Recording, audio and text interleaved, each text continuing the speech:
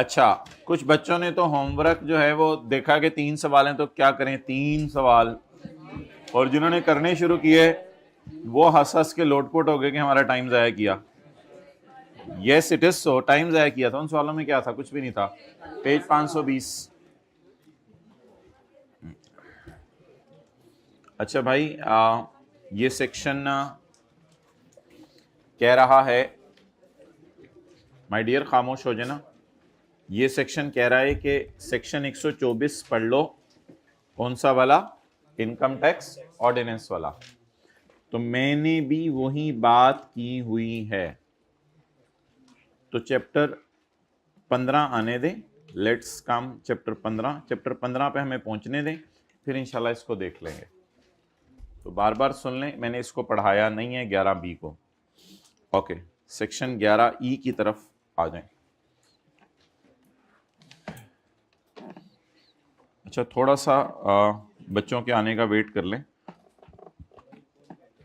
Meanwhile हम अपने time को तो यूटिलाइज करें। चैप्टर 22 में आए।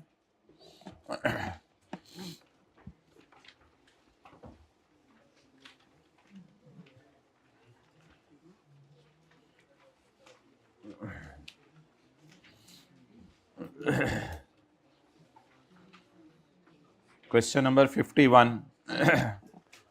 No, my dear, it is not a question of sales tax. It is a question of income tax. Income tax में भी हमने ये पढ़ा था। Sarfaraz is a sole proprietor. Sarfaraz अकेले एक बिजनेस कर है। Under the provisions of Sales Tax Act 1990, discuss whether each of the following individuals is an associate of Sarfaraz. क्या ये लोग सरफराज के एसोसिएट हैं? जहां जेब उसके पास अकाउंटेंट के तौर पे काम करे फॉर पास्ट 20 ईयर्स, और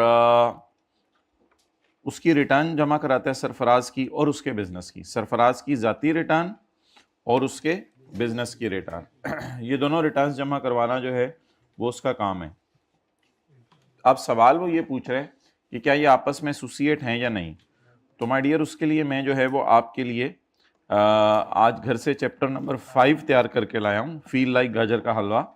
तो इसके अंदर हमने ये पढ़ा था।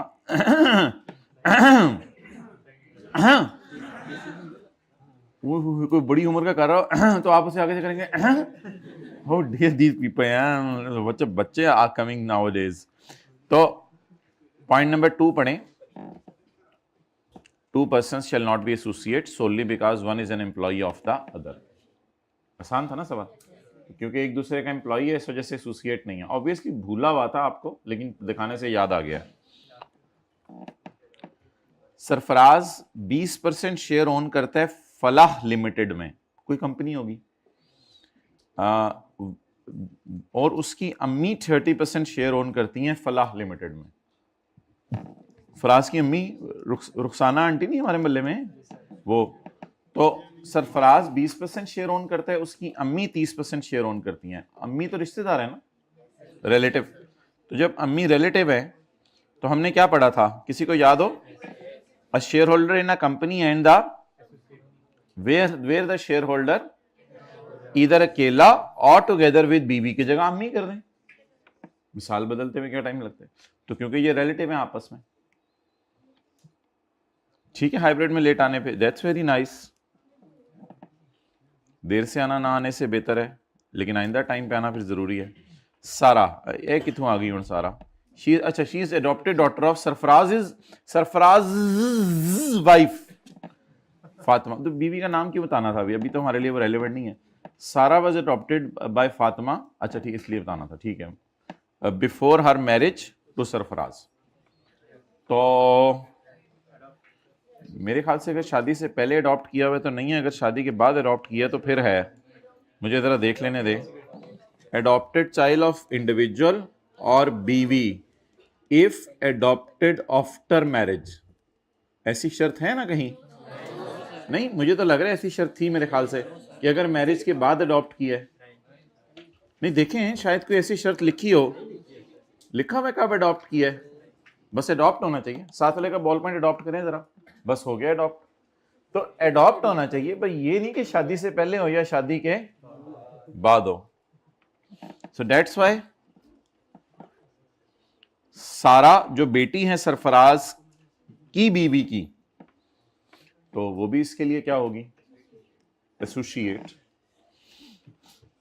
उम्मीद ट्रस्ट, इससे क्या उम्मीद लगानी, छोड़े पर हम पढ़ते हैं अब अपना, चलें पढ़ लें। Ummeed trust, Sarfaraz is one of the trustee of the UT. The trust was establish to oversee the operations of an orphanage. ये यतीम लोगों को देखता है। अच्छा माय डियर, इसमें ना देखें, trust and any person who benefits under the trust, इसके ऊपर थोड़ी सी मैंने अब आपसे बात करनी है। सरफराज उसके अंदर क्या है माय डियर, जल्दी बोलें, जल्दी जल्दी जल्दी बोलें। सरफराज उसके अंदर क्या है? ट्रस्टी है।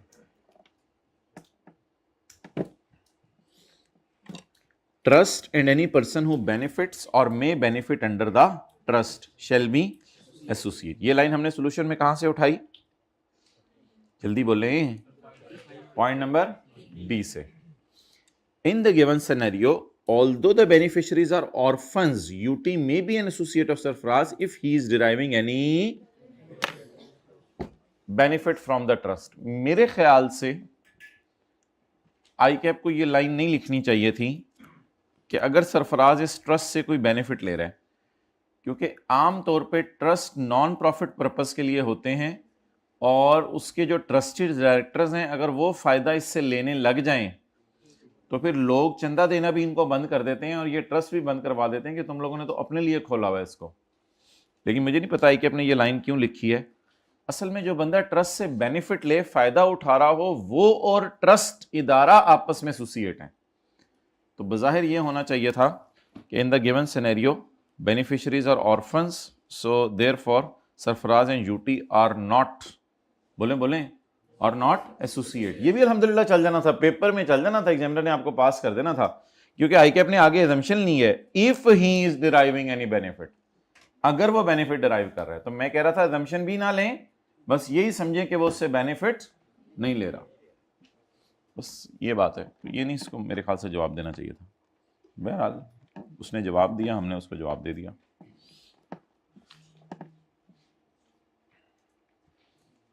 आगे हैं बच्चे, किसी के दोस्त भी आ रहे हो तो हाथ खड़ा कर दें। ठीक है, किसी के दोस्त नहीं आ रहे। अच्छा, निकालें सेक्शन 11E। जिसका दोस्त आज नहीं आया हुआ वो खड़े हो जाएं। भाई बात मानने में खैर है, या फिर उसको मैसेज कर दें आज के बाद मेरी तुम्हारी दोस्ती ख़त्म।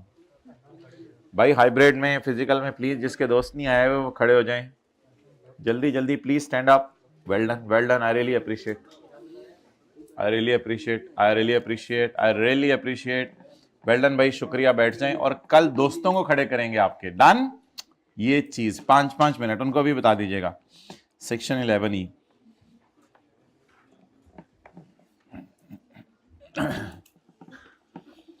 अच्छा भाई, ये 3 जुर्म हैं, इनको याद कर लें, फिर इनकी सज़ा देखते हैं सेल्स टैक्स में। भाई बड़े मौके पे आए हो।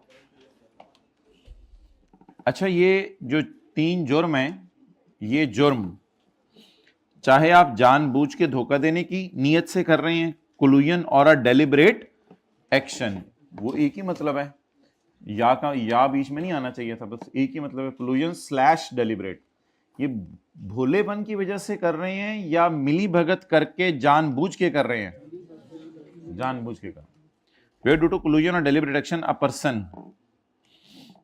has not paid or short paid the due sales tax। जो सेल्स टैक्स बनता था वो पे ही नहीं किया या कम पे किया। जनरल टायर ने टायर बेच दिया 118 का, या 18 पे नहीं किया या 10 पे नहीं किया। Claimed input which is not allowed, input numerical में क्या कर लिया? माइनस, जो माइनस करने की इजाजत नहीं थी। इनपुट बहुत से डेड होते हैं, आपको पता है, और 6 महीने से पुराना इनपुट भी अगर माइनस ना कर सकते वो भी माइनस कर सकते हैं, लेकिन अगर ज्यादा आगे चला जाए तो वो भी माइनस नहीं कर सकते। इनपुट तो हजारों हमने पढ़े हैं जो डेड हैं। ऑब्टेन्ड अ रिफंड, आपने एक्सपोर्ट सेल करके मिसाल के तौर पे रिफंड ले लिया, डेट वाज नॉट ड्यू, जो आपका बनता नहीं था। अब 3 जुर्म याद कर लें। नंबर 1, टैक्स कम दें। नंबर 2, इनपुट गलत माइनस कर लें। नंबर 3, गलत रिफंड ले लें। वो जो न्यूमेरिकल के एंड पे नहीं आखिरी लाइन होती है रिफंडेबल ऑन 0 रेट, वो रिफंड गलत मांग लें, कोई भी रिफंड गलत मांग लें। अच्छा, अब ऑफिसर क्या करेगा? अगले पेज पे आए।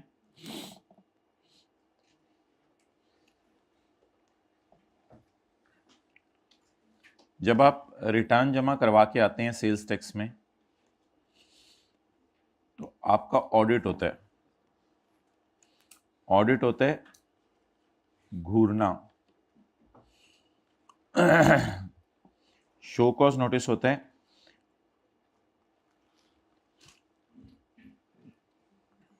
बार्किंग, डॉगी को ज़हन में रखें, और ये होता है बाइटिंग, काटना। अब बार्किंग की मैं उर्दू नहीं लिखना चाह रहा इससे अजीब सा लफ्ज़ है। अच्छा, भौंकना होती है। तो ऑडिट, ऑडिट का मतलब क्या है? घूरना। यानी जब टैक्स वाले, देखें आपका कभी अगर पाला पड़ा हो तो पहले वो दूर से आपको देखता है, डॉगी दूर से देखता है, फिर करीब आके वहू वहू, और फिर उसके बाद तो उसके बाद आप नीचे पड़े होते हैं, तो काटना। जी, आपके पास बड़ा डॉगी है अपना? इतनी क्या क्या बातें करें, छोड़ें यार, आप लोग सीखे करें इधर। अच्छा, तो क्या बोल रहे हो मुझे बताओ ना। जर्मन शेफर्ड, ठीक है, क्लास के बाद ना मिलना। अच्छा जी,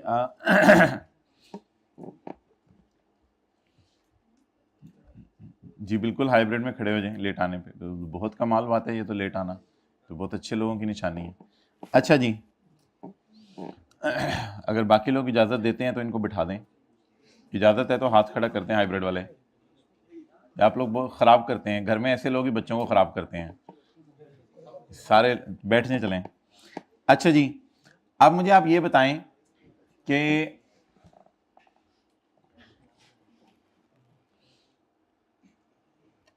टैक्स वाले जब आप रिटर्न अपनी जमा करा के आ जाते हैं तो अपनी टीम लेके आते हैं, आपका करते हैं ऑडिट। ऑडिट के बाद आपको शो कॉज नोटिस इशू करते हैं। शो कॉज नोटिस का उर्दू में तर्जमा है वजह बताएं क्यों ना आपके खिलाफ एक्शन लिया जाए। शो कॉज, शो कॉज, वजह बताएं क्यों ना आपके खिलाफ एक्शन लिया जाए। अच्छा, इन दोनों के दरमियान में टीपी रिप्लाई करता है। माय डियर, टीपी कौन है? टैक्स पे टीपी रिप्लाई करता है। ऑब्वियसली आपको पता है कि अगर वो आके बार्किंग करा हो तो आपके पास दरख्त पे चढ़ने का टाइम होता है, तो टीपी क्या करता है? रिप्लाई करता है। अगर आपका रिप्लाई सेटिस्फैक्टरी ना हो तो फिर ऐसी सूरत में वो काट लेता है। काटने के बाद कोई चारा नहीं है, अब आपको टैक्स जमा कराना पड़ेगा। ठीक है, असेसमेंट ऑर्डर के बाद यू विल लगवा टीका। अब आपके पास और कोई चारा नहीं है कि आपको क्या पे करना पड़ेगा माय डियर? टैक्स पे करना पड़ेगा। तो under sales tax act 1990, page number 521, under sales tax act 1990, tax authorities will start your audit.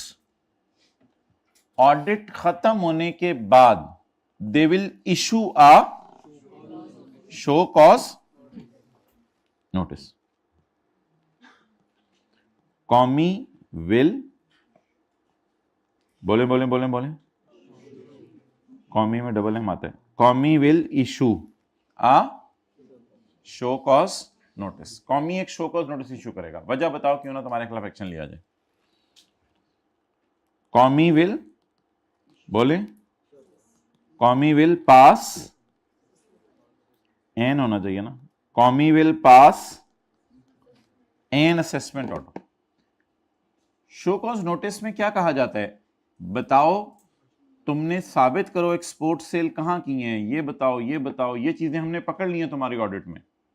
अगर आप उनका सेटिस्फैक्टरी रिप्लाई करते हैं ठीक है, अगर आप उसका सेटिस्फैक्टरी रिप्लाई ना करें तो फिर वो आपके घर क्या भेजते हैं? Assessment order. हमने आपको असेस कर लिया है। अच्छा, इस तरह की आज हम कोई स्टोरी पढ़ेंगे कि रिटर्न जमा कराने के बाद 5 साल के अंदर अंदर आपके घर शो कॉज नोटिस आ सकता है, ठीक है, और उसके फिर एक ख़ास अरसे के अंदर अंदर असेसमेंट ऑर्डर आपके घर आ सकते हैं। इसकी टाइम लिमिट्स भी आज पढ़ेंगे।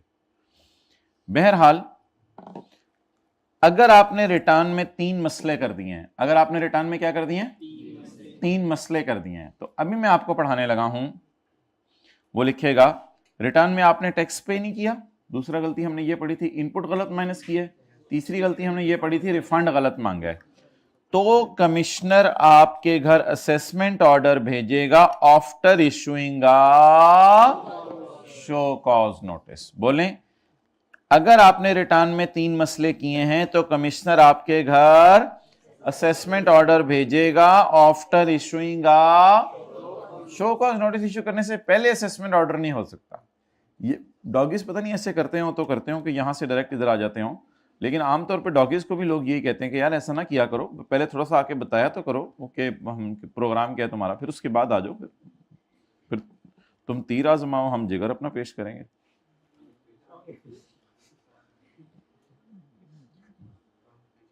और ऐसे प्रेशर प्रूशर ना डाला करने से डॉगी को, मुझे पता है तुम्हारे बच्चे कितना इस वक्त, मैं छोड़ूंगा नहीं, वो नहीं इस बातों में आता। ओके, उसके अपने जवाब तैयार होते हैं।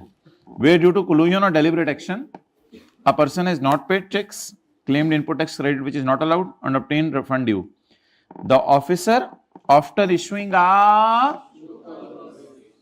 पहले आपको क्या इशू करेगा, ऑडिट का जिक्र यहां नहीं है, ऑडिट इंप्लाइड होता है।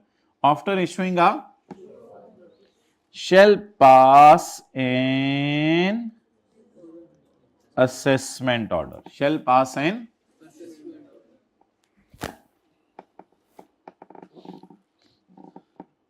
अच्छा, अजीब सी बात है, सेक्शन की हेडिंग में इसने असेसमेंट का लफ्ज लिखा हुआ है और नीचे ये असेसमेंट ऑर्डर का लफ्ज लिखना भूल गया।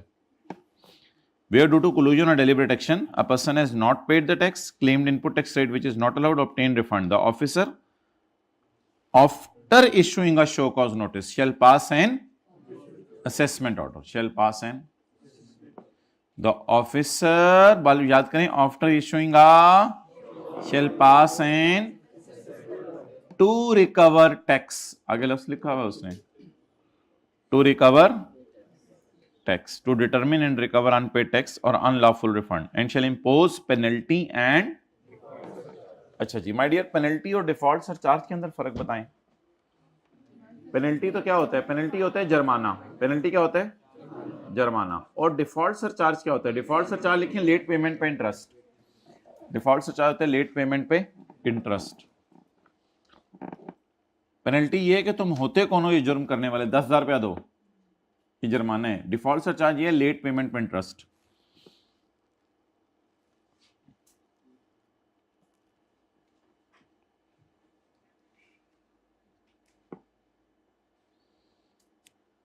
ये तो भाई रेपिटिशन है, यही बात घर से सेट करके आया करो my dear.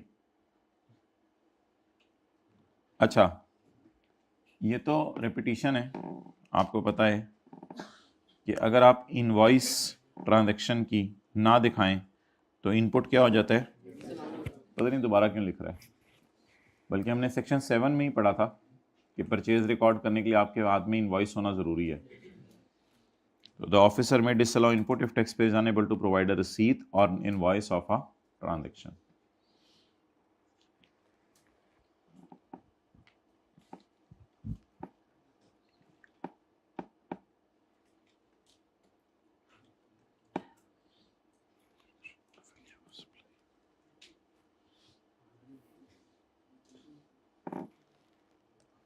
Where tax is not levied, जहाँ टैक्स नहीं लगा, it shall be recovered as tax fraction of value of supply. ये थोड़ी सी अजीब सी इंग्लिश है, अपने समझने के लिए यहाँ लिख लें, of value of supply including sales tax, क्योंकि VOS में सेल्स टैक्स शामिल नहीं होता।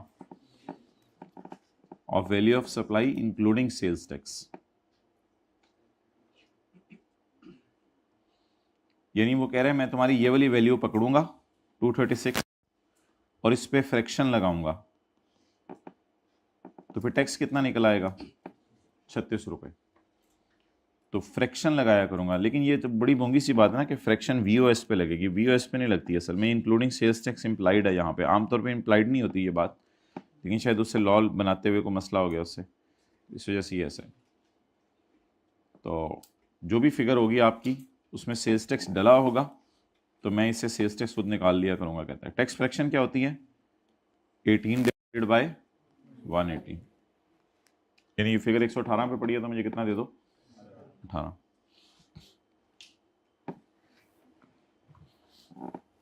सेल्स टैक्स विदहोल्ड करना तो हमारे सिलेबस में नहीं है बिल्कुल, एक जगह भी ऐसी कोई मिसाल नहीं है कि सेल्स टैक्स विदहोल्ड करें। विदहोल्ड करना एक दो जगह पे लिखा हुआ था लेकिन वो कोई इतना वो नहीं है। वैसे आप लिखें विदहोल्ड करने का मतलब, विदहोल्ड करने का मतलब लिखें, होंडा को गवर्नमेंट ने कहा टायर वाले को लाख दे दो और 18,000 हमें डायरेक्ट गवर्नमेंट के खजाने में दे दो। होंडा को गवर्नमेंट ने कहा, ये हाइब्रिड में तीसरी रो में अगर नहीं लिखना तो बता दें, कोई बंदा भेज देते हैं, लिखा करें ना। होंडा को गवर्नमेंट ने कहा कि टायर वाले को 1 लाख दे दो और 18,000 हमें दे दो।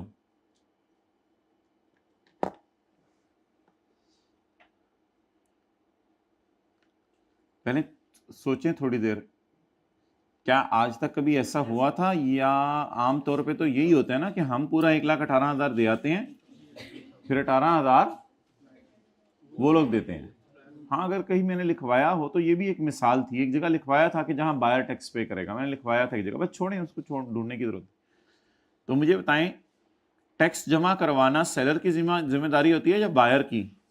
सेलर की। लेकिन अगर हुकूमत कह दे अच्छा आपको ये लग रहा है विदहोल्ड हुआ है, ये लाइन पढ़े, इससे लग रहा है टैक्स विदहोल्ड हुआ है,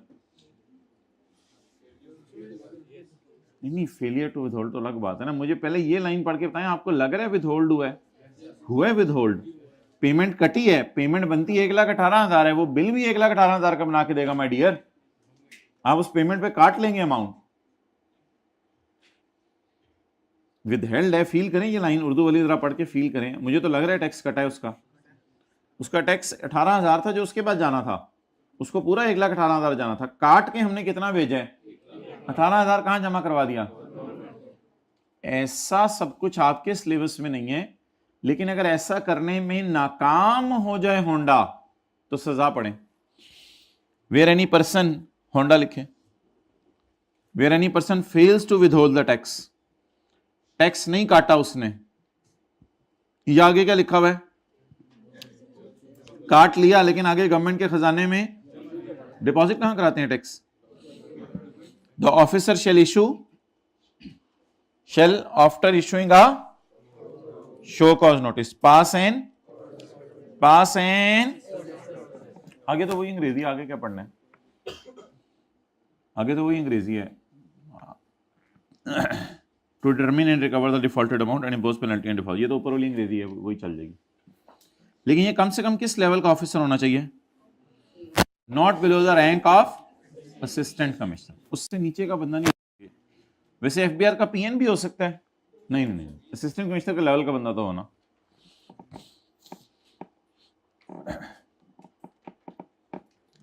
अच्छा माय डियर,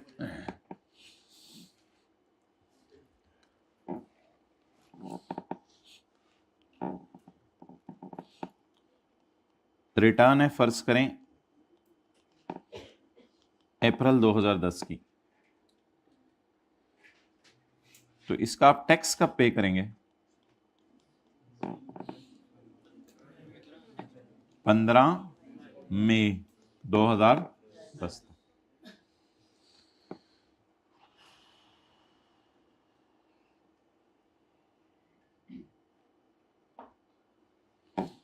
जरा तसल्ली से समझिएगा,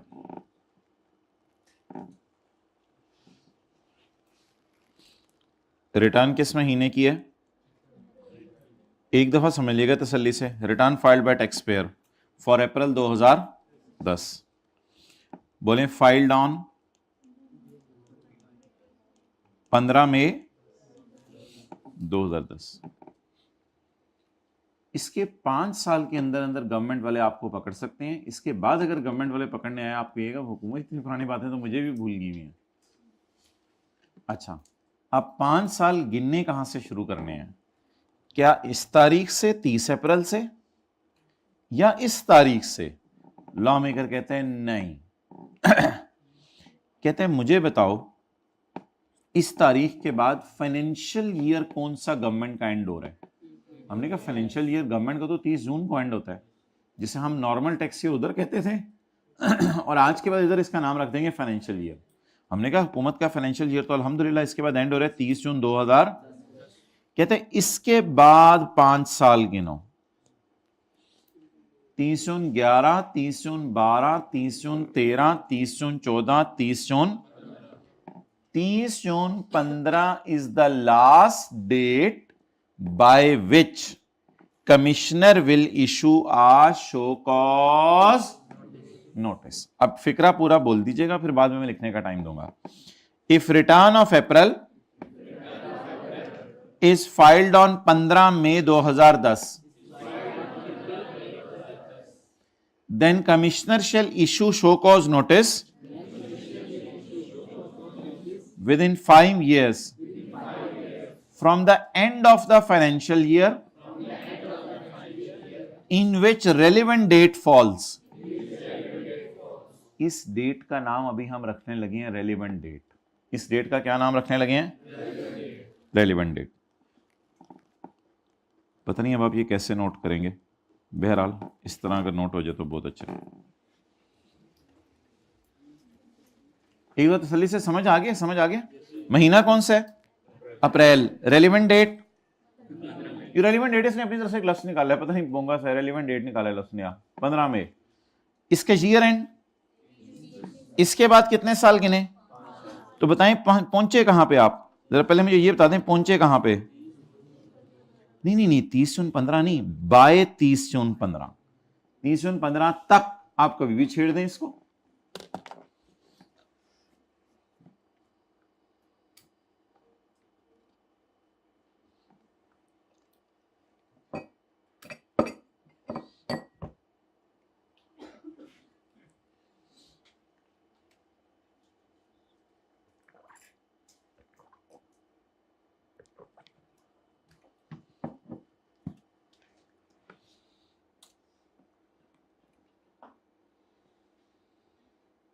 तीन दिन हमारे बने हैं ना, मंडे, वेडनेसडे और फ्राइडे।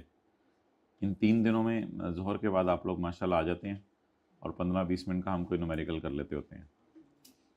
आज भी आ जाइएगा, 1:50 पे आ जाइएगा ताकि आपको 2:15 तक फ्री कर दिया जाए।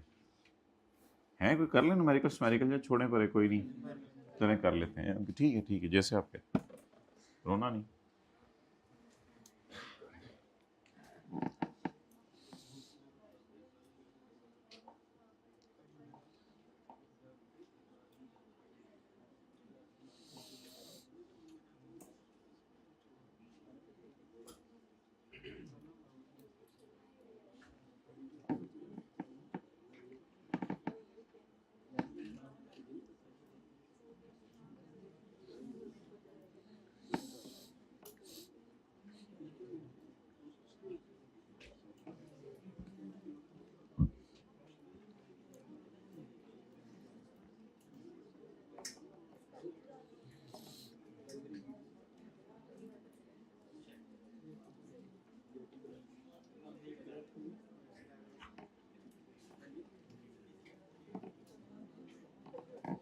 ओके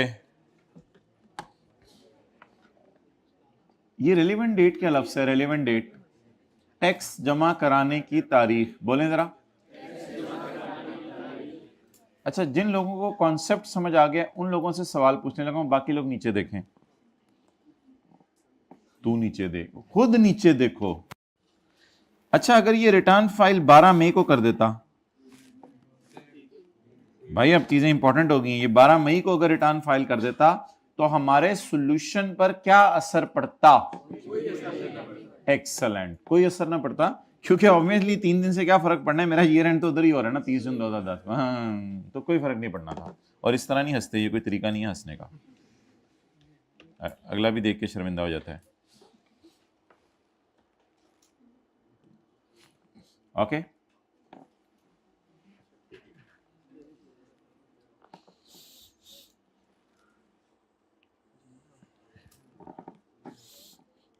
चलें एक और सवाल करें, पिछला सफा। Qasim has made taxable sale in the month of September 2011। Return किस दिन फाइल की होगी वैसे इसने? इट इज कॉल्ड एज, साथ ही इसने टैक्स भी पे किया होगा ना, it is called as relevant date. अब जरा मुझे सोच के बताएं कि किस दिन तक इसको शो कॉज नोटिस इशू हो जाए।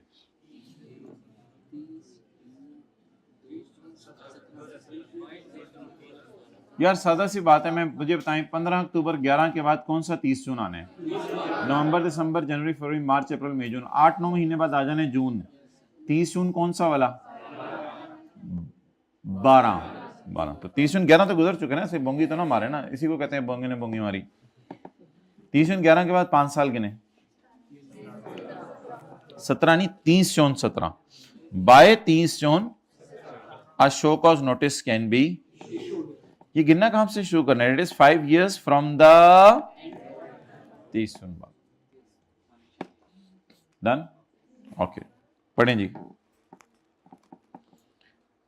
The show cause notice the shall be issued within, the show cause notice shall be issued within 5 years from the end of the financial in which the relevant date falls। देखिएगा आपको मजा आएगा। The show cause notice can be issued within 5 years from the end of the financial year in which the relevant date falls। Enjoy it a lot. Let's enjoy it again. The show cause notice, hybrid चे उत्ते देखो। The show cause notice can be issued within 5 years from the end of the financial year in which the relevant date falls।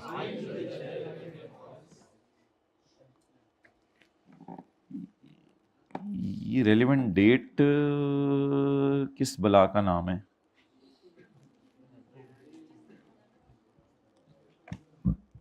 Time of payment of sales tax.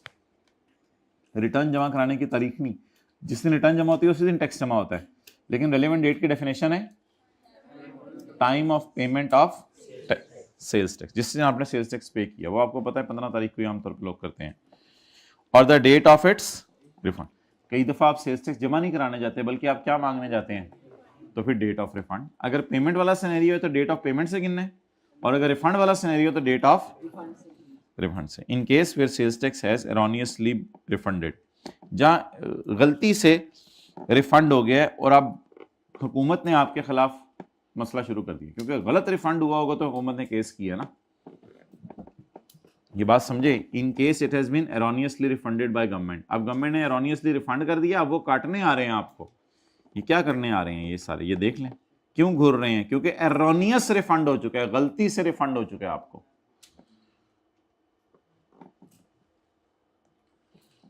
In case where sales tax has erroneously been refunded by government, जहां government ने गलती से आपको refund कर दिया वो लेने आ रही है। पॉइंट बी भी है कि इसको मैं देखता हूं बाद में। अच्छा जी, अब सवाल ये है, ओके दैट्स नाइस। अच्छा अब सवाल ये है कि ये तो कोई तरीका नहीं कि सुबह 9 बजे जब मैं गुजर रहा था तो डॉगी ने वो किया, शाम को 5 बजे जाते हुए बार्किंग की। हमने कहा ये तो सॉरी मादरत, सुबह 9 बजे उसने जो है वो किया और रात को 8 बजे उसने काट लिया। मैंने कहा पुत्र की प्रोग्राम है तेरा, ये क्या तरीका है? ये इनको करीब करीब किया कर। मैं तो सुबह रिलैक्स होकर बैठ गया था कि तू चला गया है तो तूने ये भोंग के मुझे सुबह गया था, शाम को मुझे काट रहा है। देखे ना, ये तो कोई तरीका नहीं ना, ये तो कोई तरीका नहीं थी, तो हम भूल भी चुके होंगे। तो अब कोई लिमिट होनी चाहिए ना कि अब वो लोग आए टैक्स वाले बार्किंग करें, अब बार्किंग के बाद उनको काटने की कोई लिमिट होनी चाहिए। तो ये वाली लिमिट माय डियर 120 दिन है, ये वाली लिमिट कितनी है 120 डेज। और डॉगी के केस में ये 120 सेकंड्स है, आजकल डॉग्स एसोसिएशन ने बनाई हुई है 120 सेकंड्स। जो 120 सेकंड के अंदर डॉगी नहीं काटता तो उसको जंगल में भेज देते हैं डॉगी एसोसिएशन कि तुम हमारे बरादरी के नहीं हो।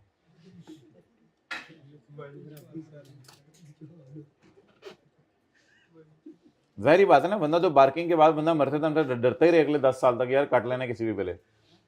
बार्किंग के बाद काटने की कोई लिमिट होनी चाहिए। ऐसे देख रहे हैं आप लोग जैसे आपको पता ही नहीं दुनिया में डॉगी है, कोई चीज है। और अच्छा, टाइम लिमिट का नहीं पता था, ओके शुक्रिया। तजर्बा ना कर लेना हाफिज का जाके। Point number 2। अच्छा, ये कोई नहीं कह रहा कि डॉगी ऐसे नहीं आया, ये वाले पंगे लेके आए हैं आप तो डॉगी आया है, ये कोई नहीं देख रहा कि खुद उसके दुम को छेड़ के आए थे वो जब सोया हुआ था। आप ये क्यों आ रहे हैं टैक्स वाले, ये आपने पंगे लिए हैं ना, उनको तो नहीं शौक आने का और काटने का।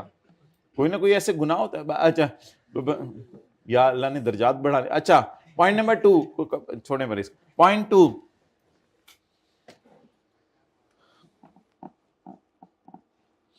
द काटना shall be made within 120 days of भौंकना, within 120 days of barking। तो काटना कितने दिनों में होगा 120 days of barking। An order केड़ा असेसमेंट ऑर्डर। अजीब बोंगा ऊपर हेडिंग दे दी असेसमेंट की, नीचे लिख ही नहीं रहा, हमें समझ नहीं आएगी वरना। N assessment order shall be made within अच्छा, ये बड़ा तेज है वैसे, शो कॉज नोटिस के साथ इशू का लफ्ज लिख रहा है और असेसमेंट ऑर्डर के साथ मेड का लफ्ज लिख रहा है। चलो हम भी यही लफ्ज लिखाएंगे, इतनी बारीकी से तो हम नहीं पढ़ते कभी। An assessment order shall be made within 120 days of issuance of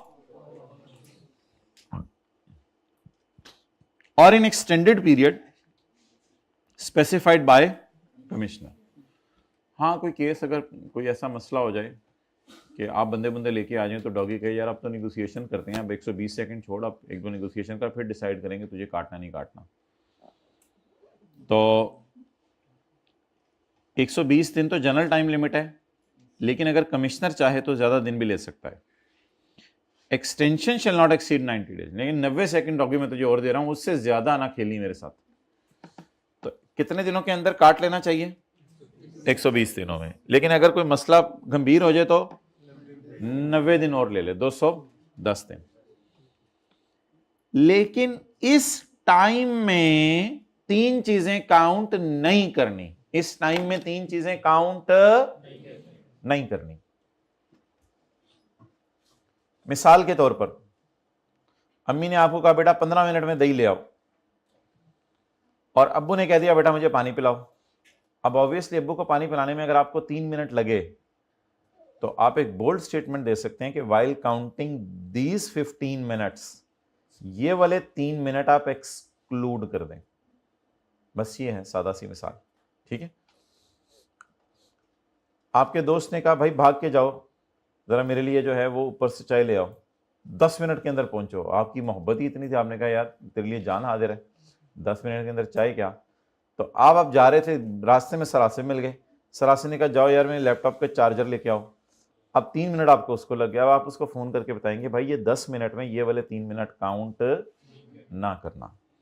तो असूली तौर पे ये आप दोनों की बातें कर लें एक दफा, थोड़ा सा दूर होकर जरा बैठ जाए। मैं कह रहा हूँ दूर होके बैठ जाए, फर्क नहीं पड़ा, बहुत दूर हो गए, बिल्कुल 1 किलोमीटर का फासला हो गया। अच्छा, अब शो कॉज नोटिस के बाद असेसमेंट ऑर्डर असूली तौर पे कितने दिनों में आ जाना चाहिए 120 दिन में। कोई ज्यादा मसला हो जाए तो 90 दिन और ले लें, लेकिन चाहे 120 दिन हो या 90 हो, उनके दरमियान अगर बीच में ये वाली कड़ेच आ गई है तो तब दिनों को काउंट करना क्या कर दें, बंद कर दें। A period in which the case is adjourned, adjourn होता है पॉज करना, डिले करना, पॉज समझ लें, पोस्टपोन समझ लें, पॉज ज्यादा अच्छा लफ्ज़ है। Any period in which proceedings are paused, proceeding रुक गई थी, क्यों रुक गई थी, बिकॉज ऑफ स्टे ऑर्डर। आप लोगों ने कई दफा सुना होगा कि कोर्ट से मैं स्टे ऑर्डर ले आया हूं, स्टे ऑर्डर एक होता है कि कोर्ट ने कह दिया यार केस को जरा रोक दो, बंदा अभी किसी और काम में मसरूफ है, तो प्लीज स्टे ऑर्डर दे दो। तो होता है ये, इंशाल्लाह हम पढ़ेंगे चैप्टर 15 में। ऑल्टरनेट डिस्प्यूट रेजोल्यूशन का मतलब तो आसान सा है, आपने डॉगी को कहा छोड़ो, मैं जंगल के बादशाह के पास जा रहा हूं, वो मेरा हल पेश करेगा। तुम होते कौन हो मुझे भूंकने वाले, काटना तो दूर की बात। आप ऑल्टरनेट डिस्प्यूट रेजोल्यूशन प्रोसीडिंग्स कर चले गए। तो डॉगी ने कहा ठीक है चला जा, लेकिन फिर ये टाइम मैं काउंट नहीं करूंगा, वो मेरे 120 सेकंड उसी जगह। आपने कहा हाँ तेरे 120 सेकंड उसी जगह, वो मैं तुझे दे दूंगा, मुझे आने दे रहा था शेर के पास होके। उधर जंगल की खाला मिल गई। अच्छा जी, शेर की खाला। पॉइंट नंबर 3, बिल्ली, ये लूमड़ी कौन, बिल्ली है मेरे ख्याल से, शेर की खाला। ओके चलिए जो भी है ये नहीं पेपर में आना, अब आपस में डिस्कशन शुरू हो गई है। देखो जो ये रेलिवेंट बातें होती हैं आपस में डिस्कशन शुरू हो जाती है। Point number 3, the time taken through delay by registered person not exceeding 60 days। Adjournment again pause होता है, pause by registered person not exceeding 60 days। हो सकता है टैक्स पेयर का प्रोग्राम हो हॉलीडेज मनाने का, हो सकता है टैक्स पेयर का प्रोग्राम हो हॉलीडेज मनाने का। तो अगर टैक्स पेयर हॉलीडेज मनाने गया हुआ है या उसकी शादी आ रही है, कोई ऐसा मसला है, तो 60 दिन लॉ मेकर की तरफ से रिलैक्सेशन है कि तुम सीन से गायब हो जाओ, कोई मसला नहीं। लेकिन अब कमिश्नर कहेगा कि यार 60 दिन के लिए तो तुम गायब थे, मैं तो चाह रहा था 120 दिन में एक्शन ले लूं, अब इन 60 दिनों को साइड पे कर दो, मेरे 120 दिन तुम जरा हो आओ, फिर शुरू कर लेंगे मेरे 120 दिन। डन होगी ये बात। तो आप बताएं, शो कॉज नोटिस इशू हुआ आज और टैक्स पेयर ने फौरन ही कमिश्नर को फोन करके कह दिया मुझे आपका शो कॉज नोटिस मिल गया, लेकिन मैं 50 दिनों के लिए स्पेन जा रहा हूं।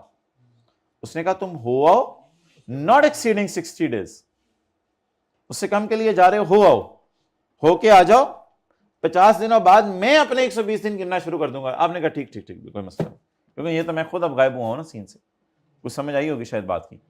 तो ये 3 अगर चीजें हो जाएं तो क्या काउंट करना बंद कर दें, काउंट डाउन बंद कर दें। ये 3 चीजें अगर हो जाएं तो क्या करें, काउंट डाउन। काउंट डाउन तो चला हुआ है ना, ये काउंट डाउन किसके लिए है माय डियर? नहीं, टैक्स पेयर के लिए तो नहीं है। और भाई जिसने काटना है उसके लिए 120 दिन है माय डियर। इधर काटना किसने है? कमिश्नर ने। कितने दिनों में काटना है? अब मसला कमिश्नर को पड़ा होता है कि मैंने 121वें दिन काटा जाके, तो कोर्ट ने इस ऑर्डर को वॉइड कर देना है।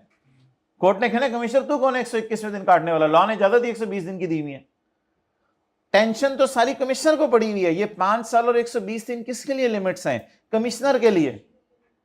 कमिश्नर कभी छठे साल जाके हाथ डाले सही उस पर, कोर्ट फौरन आगे बढ़ेगा, भाई तुझे इजाजत ही नहीं, लॉ ने इजाजत नहीं दी हुई, तो ऐसी टैक्स पेयर से पंगे ले रहे हैं। अब कमिश्नर चीखता रहे चिल्लाता रहे कि इसने टैक्स कम पे किया हुआ है, शॉर्ट पे किया हुआ है, तुझे 6 साल बाद याद आया भाग। अब कोर्ट आगे बढ़ के खुद टैक्स पेयर को सेव करेगा। तो ये 5 साल की लिमिट और 120 दिन की लिमिट फॉर हुम है? फॉर कमिश्नर है, नॉट फॉर टैक्स पेयर है। ये फॉर कमिश्नर है लिमिट्स, कि तुम 5 साल में कमिश्नर ये कर दो और तुम 120 दिन में ये कर दो। हमारे लिए तो एक लिमिट थी जो हमने पहले दिन पढ़ी थी कि 15 दिनों में हमने रिटर्न जमा करानी है। हमारे लिए तो ये लिमिट है, हमारे लिए तो और कोई लिमिट्स नहीं है। तो ये सारा काटू प्रोग्राम जो है वो कौन कर रहा है? कमिश्नर कर रहे हैं, तो उसके लिए लिमिट्स हैं। ओके माय डियर, आप बोलें आ काटना shall be made in 120 days of barking or in the extended period specified by commissioner. Extension shall not exceed 90 days. A period in which the case is paused because of stay order. Stay order होते हैं काम रुकवा दिया किसी वजह से हुकूमत ने, stay order। और बोले ऑल्टरनेट रास्ते पे आप कोई चले गए, किसी और से मसला हल करवाने चले गए, या time taken through pause by registered person not exceeding. तो उर्दू में लिख लें बेशक इन तीनों के साथ, 120 दिन ऊपर वाले गिनते हुए ये दिन काउंट नहीं किए जाएंगे। ऊपर वाले 120 दिन गिनते हुए ये दिन काउंट नहीं किए जाएंगे।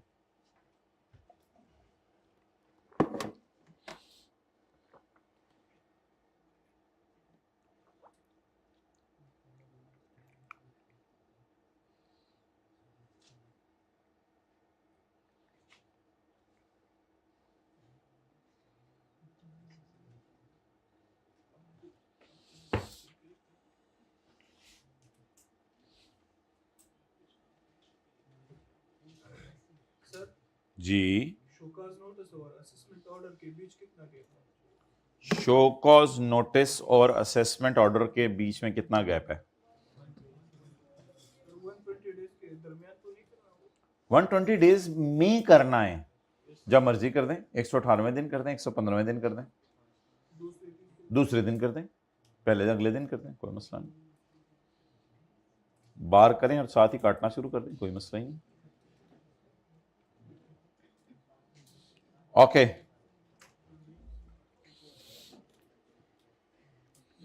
अच्छा, अब मैं आपसे एक सवाल पूछने लगा हूं, हाथ खड़े करके जवाब देना, बहुत आसान सवाल है, 90% बच्चों का सही जवाब होगा। हाँ, ये मुझे बताइएगा कि अगर हमने 30 सितंबर 2012 को ही शो कॉज नोटिस इशू कर दिया, ये तो टाइम था ना हमारे पास, लेकिन अल्लाह का शुक्र है इसके बाद जब मर्जी करें। हमने 30 सितंबर 12 को ही शो कॉज नोटिस इशू कर दिया। अब 120 दिन आगे गिनने हैं ना, अब 120 दिन यहां से आगे गिनेंगे या 30 जून 15 से आगे गिनेंगे?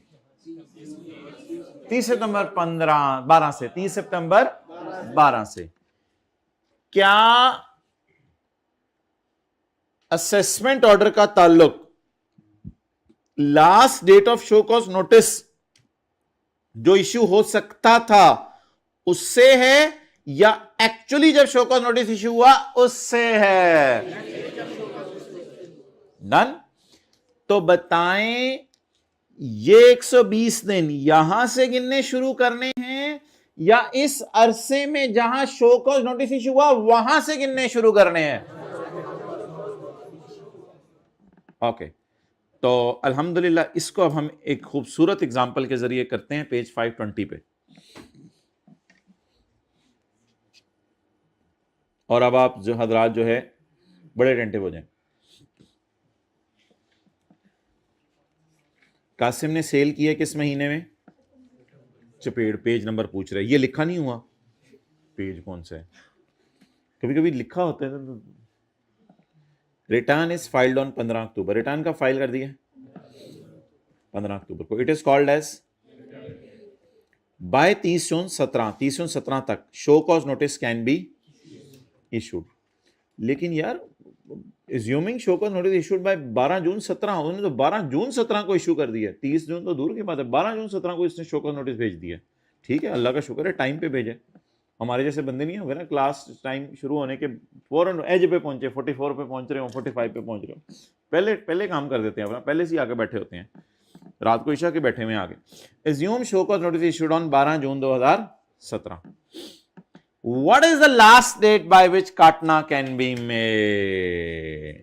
Assessment order may be passed. Issued का लफ्ज आमतौर पे कम ही यूज हो रहा है उसके लिए, मेड या पास्ट का लफ्ज यूज हो रहा है। असेसमेंट ऑर्डर कब तक पास करें, कहां से गिनना शुरू करें 120 डेज? माय डियर, यहां से या यहां से? चलें जी, गिनवाना शुरू करें। 13 नहीं जी, 12 को नहीं गिनना होता ना, मैंने मना किया है। 13, 14, 15, पहला महीना उंगलियों पे, आखिरी महीना तलतुलेतर पे, पहला महीना उंगलियों पे, आखिरी महीना तलतुलेतर पे। 13, 14, 15, 16, 17, 18, 19, 20, 21, 22, 23, 24, 25, 26, 27। भाई ਤੁਹਾਡਾ भी पेपर है, नाल करो। 28, 29, 30, टोटल कितने हो गए? 18। जून दे पाओ 18, मेरे ख्याल से तो हो गए हैं 120। चलें थोड़ा चलें आगे फिर। जुलाई, यार हो गए होंगे 120। ठहर, हो गए होंगे, चल लगे, मेरे ख्याल से तो आ गया होगा पिंडी। चल लगे, पिंडी आ गया, चल यार अगे निकल जाना है।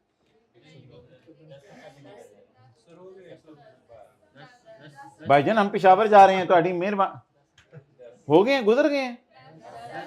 कौन से 10 अक्टूबर के? कितने? 10 अक्टूबर, हाँ सही डेट आप लोगों ने पकड़ी है, 10 अक्टूबर ही आई कैप पूरे मार्क्स देगा 10 अक्टूबर वाले को। जो 11 अक्टूबर लिख के आएगा उसके मार्क्स पूरे नहीं मिलेंगे, बिल्कुल नहीं मिलेंगे। 120 दिन एग्जैक्ट गिनने आने चाहिए, नोट करें। कितने दिनों के अंदर काट सकते हैं माय डियर? भाई ये दिन गिनने जरूरी है ना, वरना लॉ की वायलेशन हो जाएगी। ये दिन किसके लिए हैं? जिसने बोलना था टैक्स पेयर, उसको उसी का हील वाला जूता उतार के मारना था मैंने। हील वाला मंगवा लेते कहीं से, कोई मसला नहीं। हदी अजीब वैसे बोंगी है, टैक्स पेयर तो नहीं। ये किसके लिए था बोले? कमिश्नर के लिए लिमिट्स है।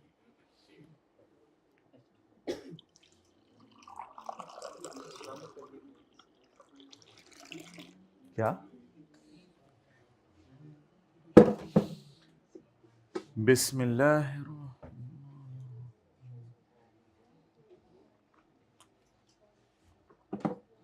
साथ वाला टह या कणह होने लगे तो फौरन उसे उठा दिया करें।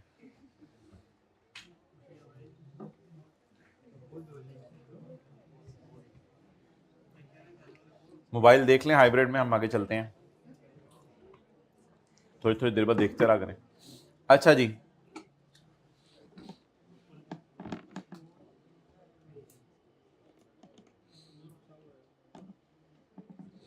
चलें जी, ये आपका सेल्फ टेस्ट क्वेश्चन है, इसको सॉल्व करें।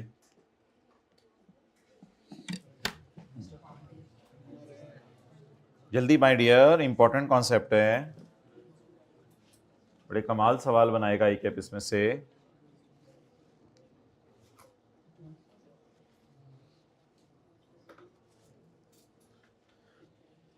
वैसे मैंने आपको तरीका बताया, मैं पहला महीना भी कैलकुलेटर पे गिनने का, अगर उंगलियों पे नहीं गिनना तो।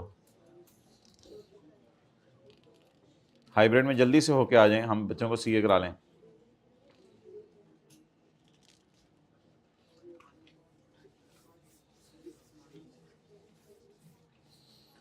हाइब्रिड में सेकंड रो बॉयज कराची वाले भाई बैठे हुए हैं, इधर फर्स्ट रो में भी बैठे हुए हैं, आपकी मुलाकात करवाएंगे दोनों की किसी दिन। आप जानते हैं आप उनको? नहीं जानते यार, बिल्कुल नहीं जानते यार। ये हो सकता है आपका इलाका भी एक ही निकले। क्लास के बाद दोनों आ जाएं कराची वाले बॉयज फैकल्टी रूम में, टीए रूम में। भाई क्या दिन निकला है? 5 जून। किसी ने चाती मारे कोई सोल्यूशन में? जरा चाती मार ली? क्या क्या है जवाब? Mister Umar has filed the return of March 12 on 12 April 2012। He has also paid the tax on the. अगर इस दिन टैक्स भी पे कर दिया तो नाम लिखें इस डेट का। कितने लोगों के जहन में ये लफ्ज आया था? एक्सेलेंट। इस डेट का नाम क्या रखा करेंगे? अगर टैक्स पे करने वाला सिनेरियो है तो पेमेंट डेट का नाम रेलिवेंट डेट। अगर टैक्स रिफंड कराने वाला सिनेरियो है तो बातें गौर से सुना करें। आई के बड़ी अच्छी टेस्टिंग शुरू कर चुका है आप बिल्कुल कोई गुंजाइश नहीं है हल्का फुल्का आगे होने की। ये जो आखिरी 2 अटेम्प्ट्स गुजरी हैं, इनमें वो बड़ी कमाल किस्म की टेस्टिंग उसने शुरू कर दी हुई है। तो अगर टैक्स जमा कराने का सिनेरियो है तो जमा कराने की तारीख, और अगर रिफंड मांगने का सिनेरियो है तो रिफंड मांगने की तारीख को क्या कहा जाएगा? Relevant date. So under the given scenario the last date by which show cause notice can be issued is. यार ये तो 30/12 से गिनना शुरू करेंगे ना। 13, 14, 15, 16, 17 इस दिन तक शो कॉज नोटिस इशू हो सकता है, और हमने टाइम पे कर दिया। Assume show cause notice issued on 5 February. So what is the last date by which assessment order can be made? अच्छा, 6 फरवरी से उंगलियों पे ना गिने, एक शॉर्टकट तरीका है। 28 - 5 लिख लें कैलकुलेटर पे। 23 मार्च के, अप्रैल के। बस इसमें पता है मकसद क्या होता है कि कभी भी बस 20 दिन पूरे हो जाए तो आपने ब्रेक लगा देनी है। मई के 5 दिन total. 120 - 31 - 30 - 31 - 23 balancing 5। The assessment order can be made by 5 जून 2017। चलें जी,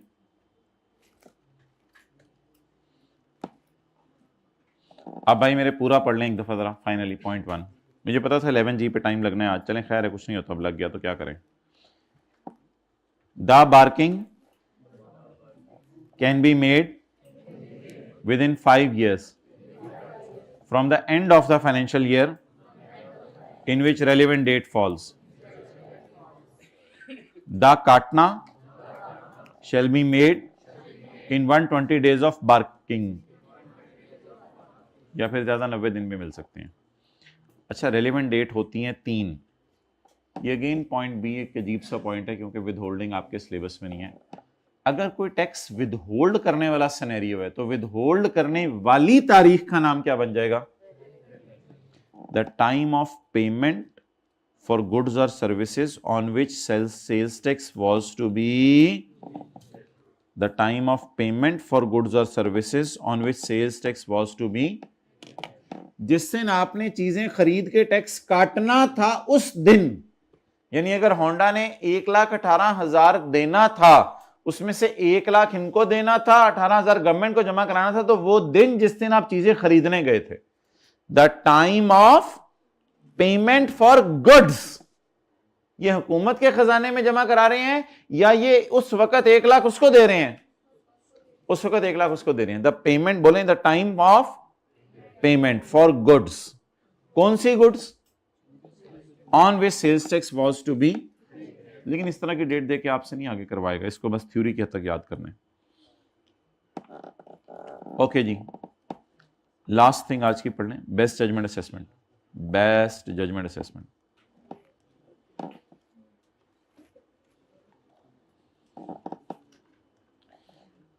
अगर एक बंदा अपनी रिटर्न जमा ना कराए आफ्टर नोटिस, क्या मतलब अपनी रिटर्न जमा ना कराए आफ्टर नोटिस?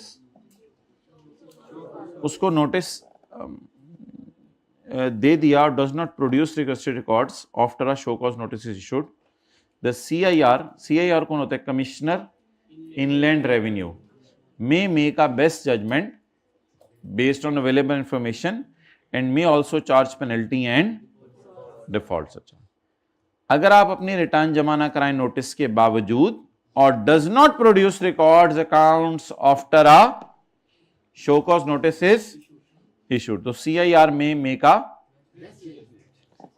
आपने क्या जुर्म किया है? नोटिस आ गया फिर भी रिटर्न जमा, या आपने रिकॉर्ड दिखाने से, तो क्या हो जाएगी आपकी? अब ये बेस्ट जजमेंट असेसमेंट भी कोई लफ्ज है तो आपकी बेस्ट जजमेंट असेसमेंट होगी।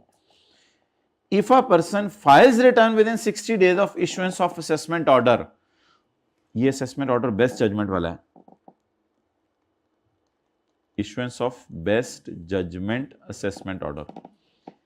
If a person files return within 60 days of issuance of and pays tax with default surcharge and penalty, the show cause notice and the order of assessment shall be cancelled। abate का क्या मतलब है? अगर आप अच्छे बच्चे बन के खुद ही रिटर्न जमा करा दे 60 दिनों में, तो हम आपसे माफी मांगेंगे, यार सॉरी आपको शो कॉज नोटिस भेजा था और सॉरी आपकी असेसमेंट कर दी है, माजरत यार गलती हो गई, माफ कर दो यार, माफ कर दो, छोड़ दो यार, बस गलती हो गई, आइंदा नहीं करेंगे।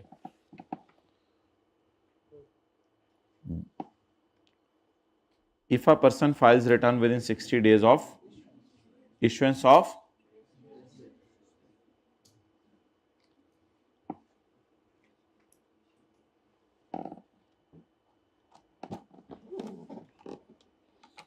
अच्छा ये सेक्शन ना पिछले से बिल्कुल हटके है।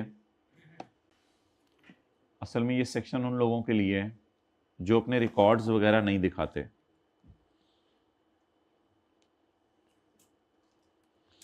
असल में ये सेक्शन उन लोगों के लिए है जो अपने रिकॉर्ड्स वगैरह नहीं दिखाते। तो इनकी असेसमेंट का नाम क्या है? अब देखें, अगर एक बंदे ने अपने रिकॉर्ड ही नहीं दिखाए तो आप बेस्ट जजमेंट एक अंदाजा ही लगाएंगे ना। इसलिए उसने आगे लिखा है कि बेस्ट जजमेंट करने के बाद उस बंदे को खुद ही हया आ गई। बेस्ट जजमेंट हमने तो तुक्के मारे होंगे, शायद तुम्हारे इतने टायर बिके हैं, बाद में तुम्हें खुद ही हया आ गई 60 दिनों के अंदर अंदर कि मैं अपनी रिटर्न ले आऊं, फिर मेरा बेस्ट जजमेंट असेसमेंट साइड पे रख दो, फिर मेरा शो कॉज नोटिस साइड पे रख दो। मैं तो तुक्के मार के तो तुम्हारे पास आया था ताकि तुम डर जाओ थोड़ा सा, तुम मेरी बातों को हल्का ले रहे थे। तो इस सेक्शन की थीम ये है, एक बंदा अपने रिकॉर्ड नहीं दिखाता तो हम ड्रामे के लिए शो कॉज नोटिस भी भेज देते हैं, बेस्ट जजमेंट भी कर देते हैं, बाद में हम इन दोनों को कैंसिल करके अपने पास वापस रख लेते हैं क्योंकि वो बंदा खुद ही क्या लेके आ गया है? रिटर्न लेके आ गया।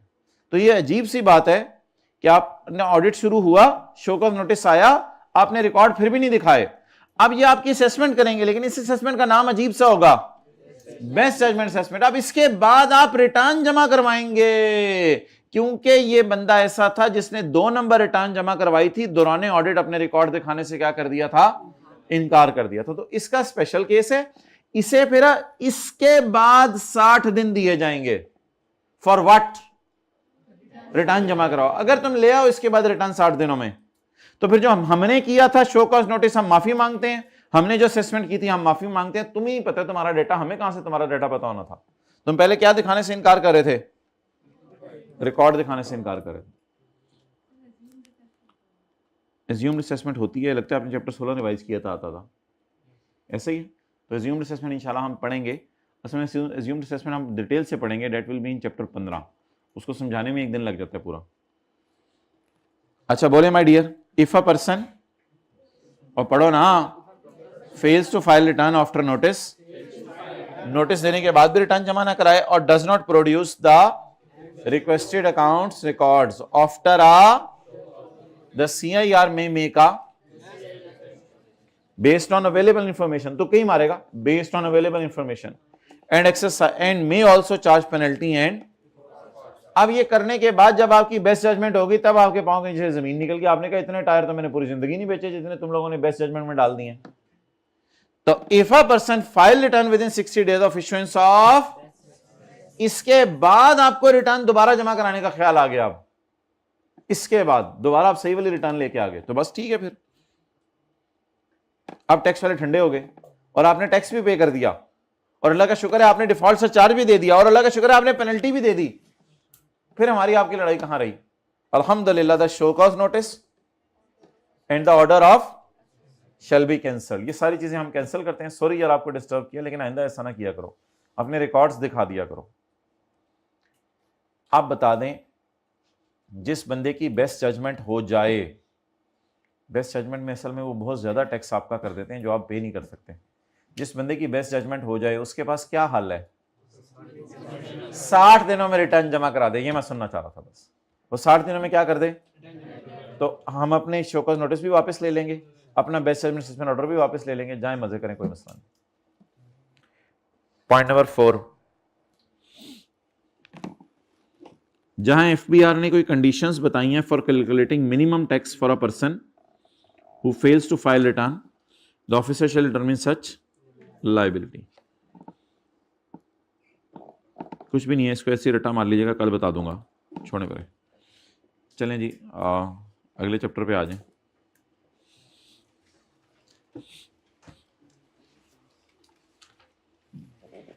पेज 550।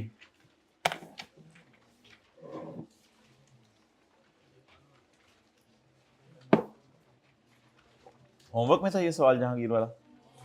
नहीं, होमवर्क वाले किसी सवाल में कोई मसला पार्ट बी में पूछ लीजिएगा। फिर एक डिस्काउंट वाला भी था, स्पेशल डिस्काउंट, नॉर्मल डिस्काउंट, वो डिस्कस कर लेंगे, चलें पार्ट बी में। Jahangir Ali is registered under sales tax act 1990, he runs multiple businesses, following information is expected for the month of February 2017। My dear, Qatar को सेल हुई है, 0 रेट में डालें या 18% में डालें? वेल डन, वेल डन, थोड़ा थोड़ा समझ आने लगी हैं चीज़ें, अल्हम्दुलिल्लाह। 0%। रजिस्टर्ड को सेल हुई है, अनरजिस्टर्ड को सेल हुई है। लो जी, कोई ना कोई नई चीज़ तो होनी चाहिए ना, इसका बताएं क्या करें?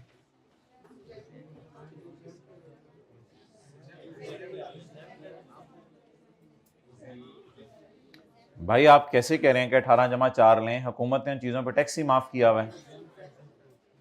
ये तो आप बोंगी मारे हैं ना, कैसे 18+4 लें? हुकूमत ने कहा हुआ है पूरे पाकिस्तान में कि चीज़ें ऐसी हैं जिनका बेचना एग्जेम्प्ट है।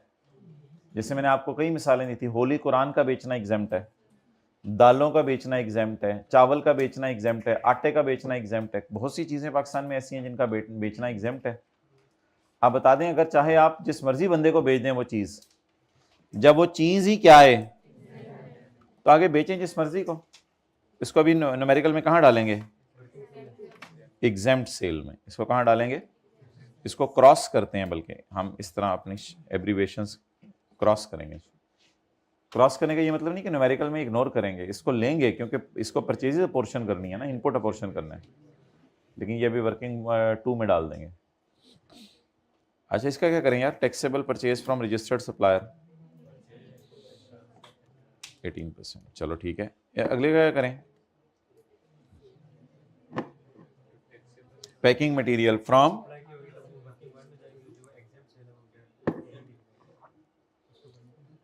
Packing material for taxable sale और packing material for exempt cell.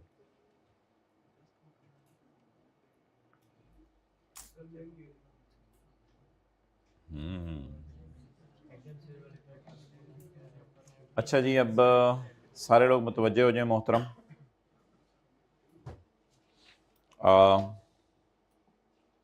बिल्कुल एक नई दुनिया आपके सामने खुल गई है। इस दुनिया का इससे पहले कोई ताल्लुक नहीं था, बिल्कुल एक नई दुनिया खुल गई है। ये न्यूमेरिकल जब कल हम सॉल्व करेंगे तो हम वर्किंग खोलेंगे 2.1 और 2.2 और 2.3, ये 2-3 वर्किंग्स नई खुला करेंगी।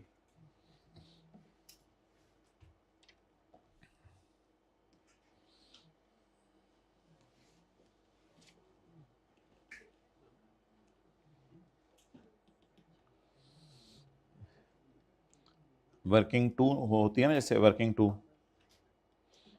2 में हम तो क्या लिखते हैं? टैक्सेबल एट 18, उसके बाद टैक्सेबल एट 0 और एग्जेम्प्ट सेल। इधर आपको पता है सेल आ जाती हैं तीनों, इधर इनपुट आ जाते हैं। इस इनपुट को हम तीनों में अपोर्शन करते हैं। भाईजान बड़ी इंपॉर्टेंट बातें हैं। हम इसको पकड़ते हैं, डिवाइडेड बाय ये करते हैं, मल्टीप्लाइड बाय ये। लेकिन ऐसा भी तो हो सकता है कि कोई चीज आप तीनों के लिए लाएं, हाथ को ढीला छोड़ें। आटा फॉर ऑल बोलें, कौन ला रहा है? शोहर, अब्बू नहीं, इसका शोहर, इनका बेटा, इनका अब्बू, चलो जो मर्जी समझ लो। तो आटा, ये सारे रिश्तेदार किसके रिश्तेदार हैं? ये सारे रिश्तेदार रशीद के हैं। ये रशीद के मॉम डैड हैं, ये रशीद की बेटर हाफ कहते हैं इसको, वाइफ, और ये रशीद का मुन्ना। तो रशीद, अब्बू लाए मोटर कार, अच्छा अब्बू लाए आटा, ये किसके लिए? तीनों के लिए। चॉकलेट फॉर बच्चे, चॉकलेट्स फॉर बच्चे, शॉर्मा फॉर बीवी, कीमा फॉर अम्मी अब्बू।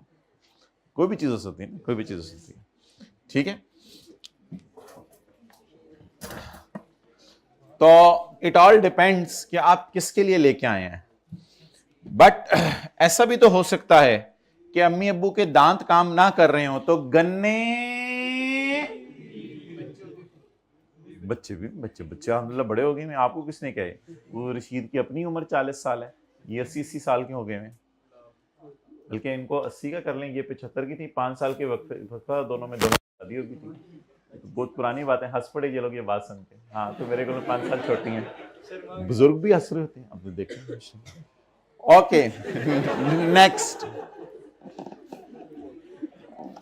तो समटाइम्स सवाल में इस तरह आया करेगा, packing material for taxable sale, packing material for, भाई ये भी टैक्सेबल एट 0 है, प्लीज, ये टैक्सेबल एट 0% है।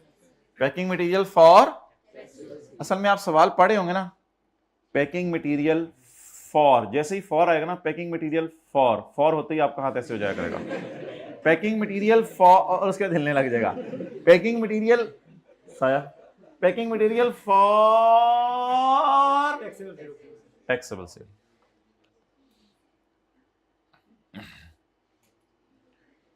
Packing material from registered person for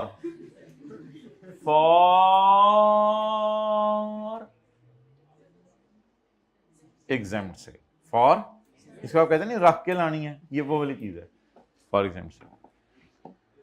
अच्छा, अब इसको हम ऐसा किया करेंगे कि इस इनपुट को वर्किंग 1 में नहीं डालेंगे,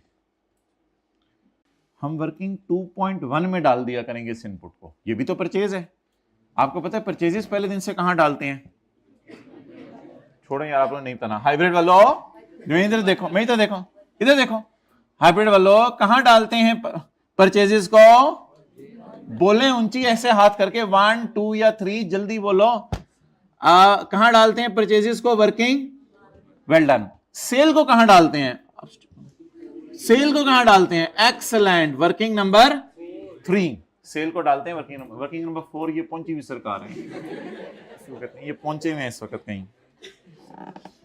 अच्छा,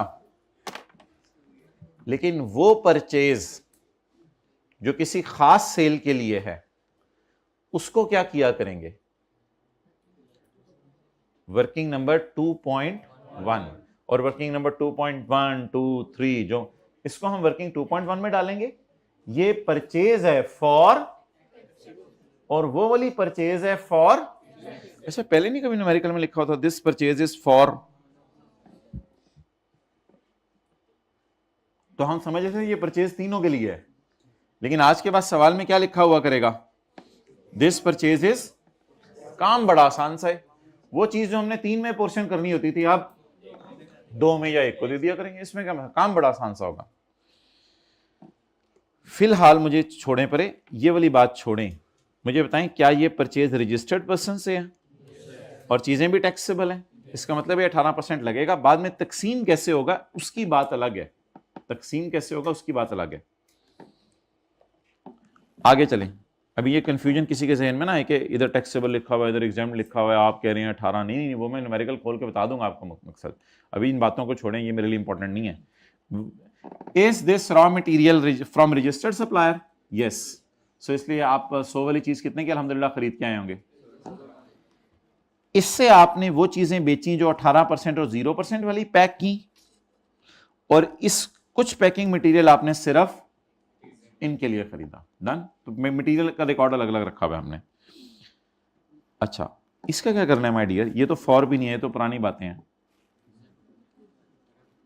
यार। आप अच्छी दुकान पे चीजें खरीदने गए हैं, लेकिन दुकानदार ने बताया यार ये चीजें हुकूमत ने माफ कर दी हुई हैं, आप वैसे कितने की खरीद के आएंगे, किसी को पता है? 100 रुपए की खरीद के आएंगे, 118 की, एक्सेलेंट, 100 की, बात ही खत्म हो गई। इनको हम न्यूमेरिकल में क्या किया करेंगे, इग्नोर किया करेंगे। मैंने आपको अक्सर बताया है कि परचेज एग्जेम्प्ट या अनरजिस्टर्ड वाली क्या करनी है, इग्नोर, डन। वैसे आप क्यों नहीं टैक्स पे करके आ रहे, चीज ही माफ है, लेकिन बंदा तो रजिस्टर्ड है ना, दुकानदार को चाहिए टैक्स ले ले, लेकिन उसने चीज कौन सी रखी हुई है जिसपे गवर्नमेंट ने टैक्स माफ किया हुआ है। आप किराने की स्टोर पे गए बकरा खरीदने के लिए, वो अनलकीली बकरे पड़े भी हुए थे वहां पे, उन्होंने कहा यार ईद थी, मैंने कहा कि चावल ला रहा हूँ तो साथ जो है वो अंदर बकरा डालेंगे, लो, तो मैं बकरे भी ले आया, 2-4 बकरे भी खड़े हैं, भाई ये भी लेने हैं तो ले जाओ। तो अब आप रजिस्टर्ड सप्लायर के पास गए हैं, लेकिन खरीद के क्या लाए हैं, दोंदा, सॉरी बकरा, बकरा दोंदा भी होता है ना, दोंदा नॉन दोंदा के बारे में क्लास अलग से होगी। एंड टैक्सेबल गुड्स फ्रॉम, इसका क्या करें, taxable goods from unregistered suppliers. अच्छा, चीजें टैक्सेबल है, आप मुज़ाकरात हो गए आप लोग, चलें आप इधर सीए करें। टैक्सेबल गुड्स, गुड्स के हैं लेकिन खरीदने किससे गए हैं, आप बताएं, आपको डीओजी ने काटा है कि आप जो है वो 18% पे करके आए, चीजें टैक्सेबल हैं लेकिन किस चीज से, किससे खरीदने गए हैं, तो मेरे ख्याल से इनको पेपर में क्या करेंगे, इग्नोर, और क्या लिख के आएंगे, इनएडमिसेबल। जो परचेज डेड हो जाती है उसके साथ हम क्या लिख के आते हैं, इनएडमिसेबल। अच्छा जी, sale of taxable goods to registered customer, पूरे मॉडल टाउन की जमाइयां इस क्लास वालों के ऊपर तकसीम हो जाती हैं, अल्लाह की तरफ से आगे लगता है ये क्या। पॉइंट नंबर 1, टांग मारनी में। Supply of taxable goods to registered customer include rupees, और बोले 2 लाख रुपया, सोल्ड टू अ जानने वाली company at a special discount of, लेकिन नॉर्मल डिस्काउंट कितना है 10%। अच्छा ये फिगर किस पे पड़ी हुई है? ये फिगर 75% पे पड़ी है। बड़ा बड़ा करके लिखें, ये फिगर किस पे पड़ी है? Supply of taxable goods to registered customers include 2 lakh, sold to associated company at a special discount of, ये सेल की है स्पेशल। हाउएवर नॉर्मल डिस्काउंट कितना है? अच्छा इंक्लूड है ये, तो कल हम इसको बाहर निकालेंगे और बाहर निकाल के फिर क्या करेंगे? ओके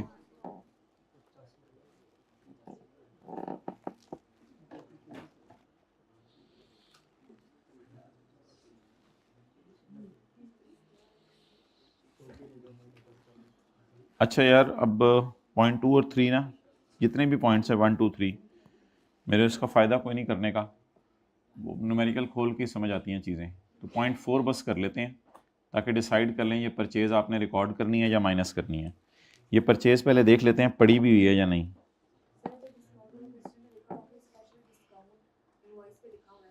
जी ये वो जो फैज़ान वाले मेरे सवाल में था वो मैं कर लेता हूँ अगली क्लास में डिस्कस, पार्ट बी में। अच्छा जी, taxable goods purchase from registered suppliers, inverted commerce, taxable goods purchase from, इस तरह का लफ्ज ढूंढने ऊपर कहीं जाके, ये है ना, तो फिर किसमें मसला है? 3 मिलियन में। क्या आपको सेक्शन 8 और 73 और सेक्शन 7 आता है? इन तीनों सेक्शंस में मेजॉरिटी एडजस्टमेंट्स कवर हो जाती हैं जो डेड परचेजेस हैं उनकी। तो आप इन तीनों सेक्शंस को अगर आपने पढ़ा हुआ है तो मुझे बता दें कि कौन सी परचेजेस डेड होने लगी हैं। Taxable goods purchase from registered supplier include a electronic cash register. लो जी वो आ गया जिसका इंतजार था, काफी अरसे से नहीं आया था। इसको हम क्या करेंगे, इधर पड़ा रहने देंगे या माइनस करके इसको मशीन के साथ ले जाएंगे? डन, चलें आगे। इसके क्या करें?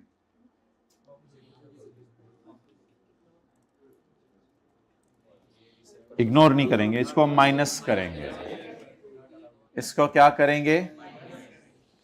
देखें किसी को याद हो, ये हमने पढ़ा था, चैप्टर नंबर कौन से? 20।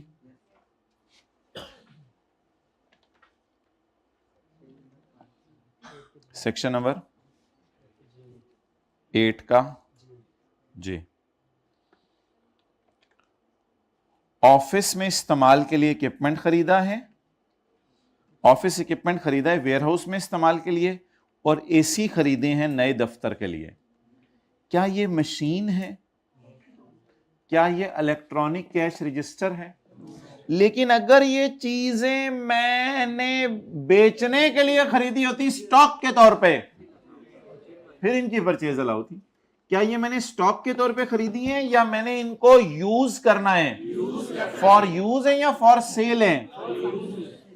अब मुझे बता दें, मैं अगर दफ्तर के लिए चीजें खरीदूं तो सेक्शन 8 में क्या पढ़ा था? Vehicles, electric, gas appliances, furniture, office equipment, ये सारे की परचेज क्या करेंगे? डेड करेंगे। तो इसको डेड कर देंगे कल इंशाल्लाह, और इसको रिक्लासिफाई कर देंगे। आगे पढ़ें।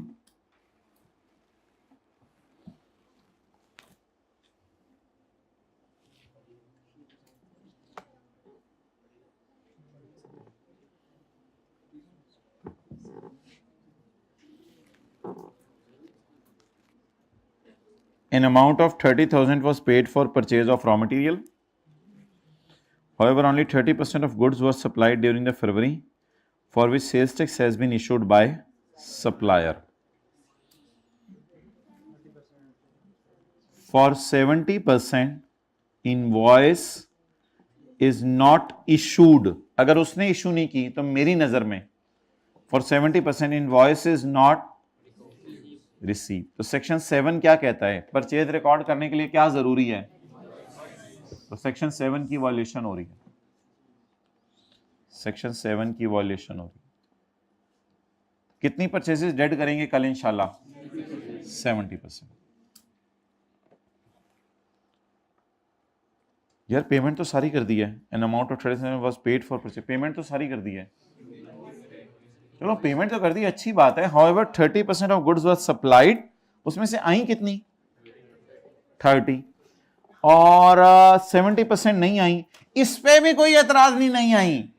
मैंने आपको कहा था चीजों का एडवांस पे कराएं फिर भी परचेज में डाल दें, इस पे एतराज नहीं है कि चीजें नहीं आई, चीजें ना आई खैर। मसला क्या है? For which invoice has been issued by supplier means for remaining 70%। Invoice या एडवांस की पेमेंट की रसीद अभी तक हमें नहीं मिली, तो इस परचेज को क्या करेंगे? पूरी को या 70% को? आगे बढ़े।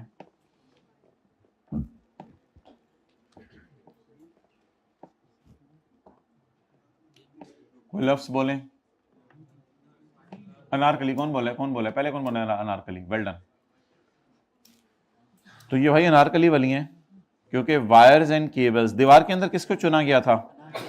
अनारकली को। अब ये अल्लाह ही जानते हैं, हमने तो सुना ही हुआ है अपने बड़ों से, बाकी बड़े जाने अल्लाह जाने, अब हमें तो नहीं पता, हम तो अपने बड़ों से सुना हुआ है। Wires and cables of 50,000। हो सकता है हमारे परदादा परदाना उस जमाने में हो। आपने मेरे से सुने? कितने लोगों ने अपने बड़ों से सुना हुआ था अनारकली के बारे में? माशाल्लाह बहुत जम्मे गफीर है इधर बैठा हुआ। Wires and cables of 50,000, electrical and sanitary fittings of 90,000। Sanitary fittings क्या होती हैं? टूटियां, वॉश बेसन, सैनिटरी फिटिंग, इस किस्म की चीजें। Wires and cables and electrical and sanitary fittings, these items are used in renovation of. क्या ये जो वायर्स और केबल्स हैं, क्या ये वो चीजें हैं जो यूज हो रही हैं इन मूवेबल प्रॉपर्टी? जी बिल्कुल। और permanently attach to him, such as building, construction material, paint, electrical pipes, wires, cables, blah blah blah blah blah. तो इस पे कौन सा सेक्शन लगेगा? और बोले ना, सेक्शन 8 के 1 का आई आई आई एच, बोलो एच। और इस पे कौन सा लगा था? सेक्शन 8 के, हाँ, 1 का जे।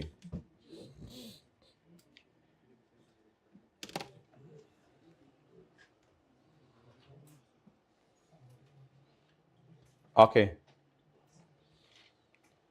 चलें जी, 0.5 पढ़ें।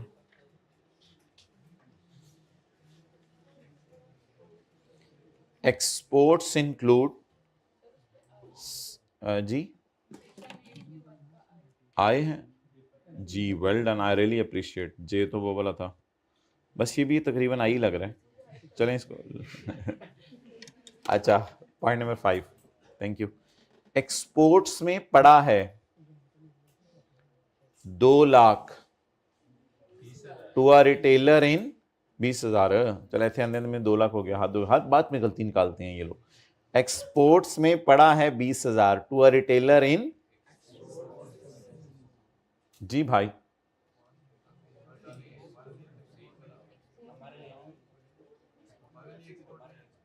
एक्सलेंट। ये हमारे लिए एक्सपोर्ट नहीं है, ये किसके लिए एक्सपोर्ट है? पता नहीं किसके लिए, वो करे ना करे बाद में उसकी मर्जी है। मैंने एक्सपोर्टर को बेची या मैं एक्सपोर्टर हूं?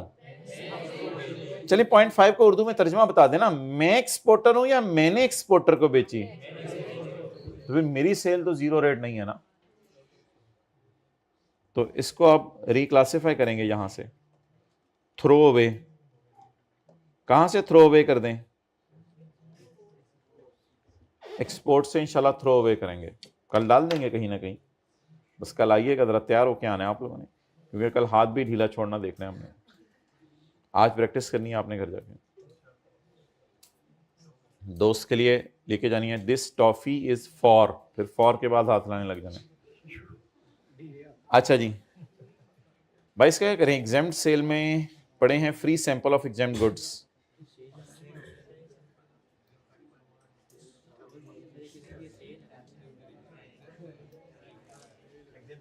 इसको पढ़ा रहने दें या निकाल के 18% में डाल दें? अच्छा चले मुझे ये बताएं कि एक बंदे का काम है एसी बेचना या टायर बेचना, वो मेरी वो 50 टायर बेचता है और 2 टायर सैंपल के तौर पे कस्टमर्स को देता है। वो मैंने एक दिन क्लास में बताया था कि फ्री सैंपल्स का बांटना सेल में जाएगा क्योंकि ये गिफ्ट है एक तरह का। अच्छा एक बंदा 15 होली कुरान बेचता है, वो 15 बेचने से पहले 2 उसने सैंपल के तौर पे लोगों को दिए थे कि देखें इसके कागज की क्वालिटी, गत्ता वगैरह सब कुछ ठीक है या नहीं ठीक। अब उसको आप 18% वाली सेल में डाल देंगे, हुकूमत पकड़ लेंगी आपको किसी से, भाईजान इधर सैंपल का बेचना भी माफ है। तो जब एग्जेम्प्ट सेल पैसों की बेच रहे हैं तो माफ है, उस पर टैक्स, तो एग्जेम्प्ट सेल मुफ्त में बेचने तो टैक्स लग जाएगा उस पर। तो इसलिए इस एडजस्टमेंट को इंशाल्लाह कल हम क्या करेंगे, इग्नोर करेंगे, क्योंकि पड़ी है ना तो पड़ी रहने दें, पड़ी रहने दें। बताएं एग्जेम्प्ट सेल वाली चीजें जो एग्जेम्प्ट हैं, अगर उनको मैं बेच दूं, अगर उनको मैं बेच दूं, पुत्र तू जैकेट पाना क्यों शुरू की थी? मैं जैकेट लाना शुरू की थी है, तो जैकेट मुझे जी बंदा यार, ये क्लास हो रही है अभी। एग्जेम्प्ट सेल बोले बोले इंक्लूड डिस्ट्रीब्यूशन ऑफ, पोड़ो रहने दे, पोड़ो रहने दे। एक मशीन है हमने खरीदी है एग्जेम्प्ट सेल के लिए, हाथ ऊपर करें, नीचे लाएं, ऐसे ऐसे करें, हाइब्रिड में ऐसे ऐसे करें। कितने लोगों का हाथ फॉर के बाद ऐसे ऐसे होना शुरू हो गया था? अच्छा कितने लोगों का फॉर पढ़ते ही हाथ ऐसे होना शुरू हो गया था? जिन लोगों का नहीं हुआ वो खड़े हो जाए सारे, 99% लोग खड़े हो जाए क्लास में, मैं नहीं मानता। यानी कि एक ही कॉन्सेप्ट दिया आज की क्लास में हाइब्रिड में, प्लीज उसकी भी आपने मत मार दी। माय डियर देखें जब सवाल में लिखा हुआ था, थोड़ा सा कैमरा ऊपर करो, ये तो नजर आ रहा होगा सबको। A machine is imported for use in exempt sale. Machine किसके लिए यूज हो रही है? एग्जेम्प्ट सेल के लिए यूज हो रही है। ठीक है जी, अब आप यहीं से उठे उठे चले जाएं, आपको बैठने की इजाजत नहीं है, कल इंशाल्लाह आके बैठिएगा। यहां बैठने की इजाजत नहीं है, घर जाके बैठे, लाइब्रेरी जाके बैठे। भाई बैठना नहीं, बैठे खड़े खड़े बंद करो।